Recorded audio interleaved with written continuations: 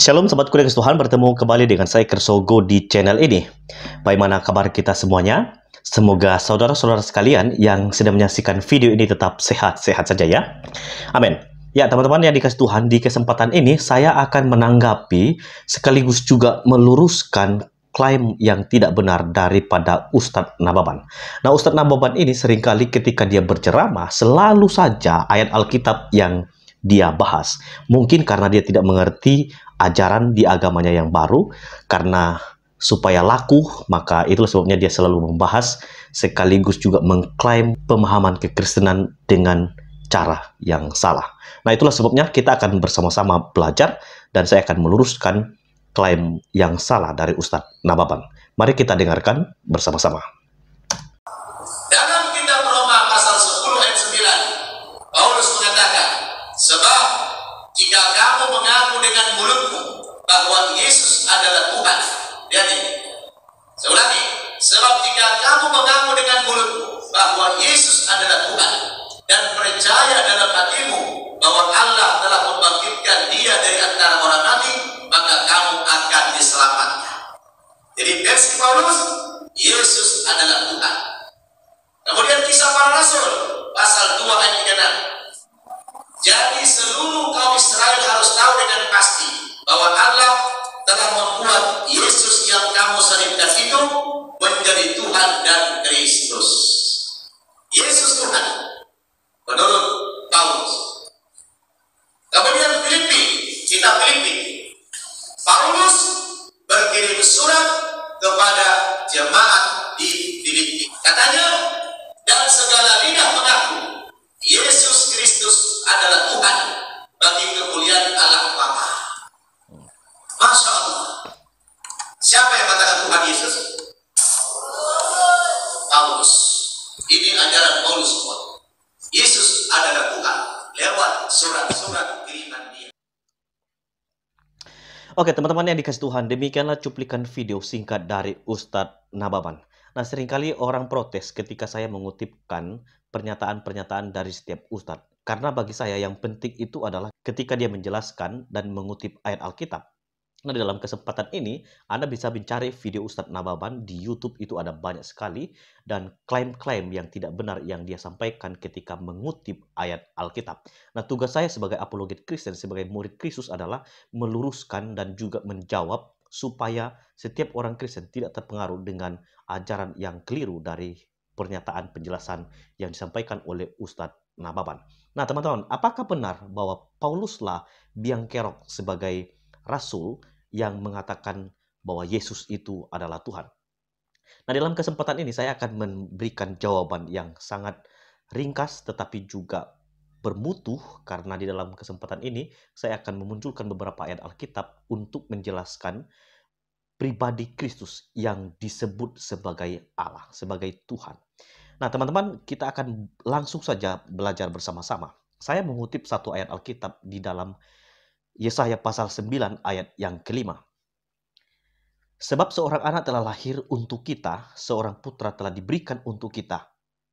Lambang pemerintahan ada di atas bahunya, dan namanya disebutkan orang penasihat ajaib, Allah yang perkasa, Bapa yang kekal, Raja damai. Teman-teman, ini adalah nubuat dari seorang Nabi Yesaya di dalam Perjanjian Lama yang menubuatkan tentang Yesus Kristus akan lahir.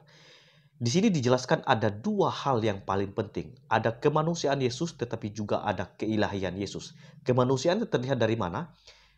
Ketika dia mengatakan bahwa seorang anak telah lahir untuk kita, seorang putra telah diberikan untuk kita, lambang pemerintahan ada di atas bahunya. Jadi di sini terlihat kemanusiaan Yesus Kristus yang lahir.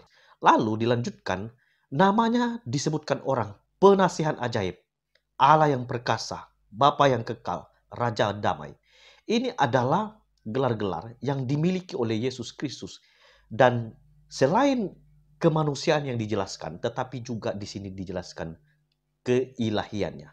Jadi Yesus disebut sebagai penasihat ajaib, Allah yang perkasa, Bapa yang kekal, Raja damai.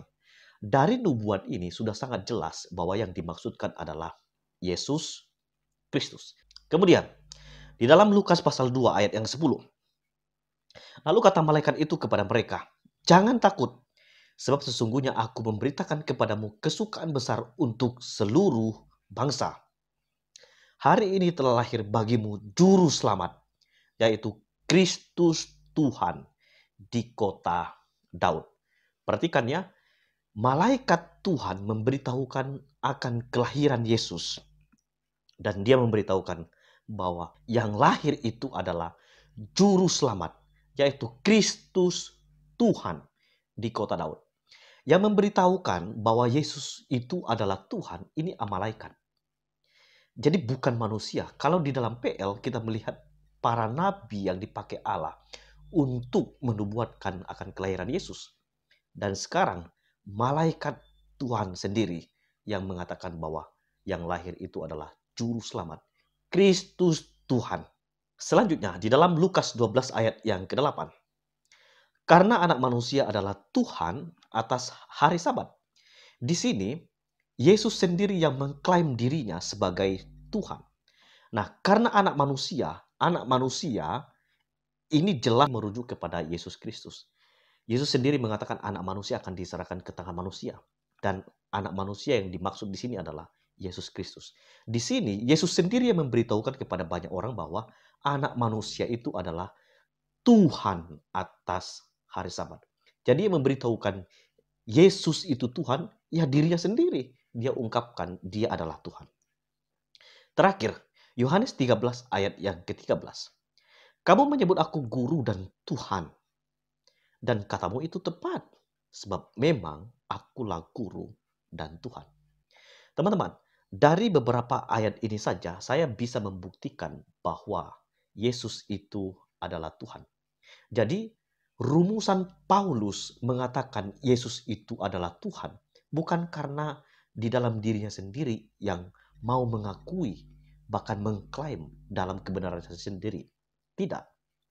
Paulus mengatakan Yesus itu adalah Tuhan karena dia merujuk kepada konsep apa yang tertulis di dalam Perjanjian Lama, tetapi juga merujuk kepada pengakuan dari malaikat Tuhan dan juga pengakuan dari Kristus itu sendiri. Jadi ketika Paulus mengatakan Yesus itu Tuhan, sangat benar. Karena memang Yesus adalah Tuhan. Jadi teman-teman yang dikasih Tuhan, klaim yang disampaikan oleh Ustadz Nababan itu adalah klaim yang salah. Bukan Paulus yang menjadikan Yesus Tuhan, tetapi Yesus itu sendiri yang mengatakan bahwa dirinya adalah Tuhan. Ada banyak bukti Alkitab yang menunjukkan keilahian Yesus Kristus. Tapi saya pikir dengan beberapa ayat Alkitab yang sudah saya bacakan, itu cukup jelas membuktikan ketuhanan Yesus Kristus. Namun saya harus akui, Paulus pernah berkata, yang membuat engkau tidak percaya itu adalah karena hati dan pikiranmu telah dibutakan oleh ilah zaman ini. Itulah sebabnya engkau tidak percaya. Jadi teman-teman yang dikasih Tuhan, tidak apa-apa Anda mengaku atau tidak. Soal Anda akui Yesus Tuhan atau tidak, Yesus itu tetap Tuhan. Kiranya video ini dapat menjadi berkat, memberikan inspirasi, dan juga menguatkan iman kita. Tuhan Yesus memberkati.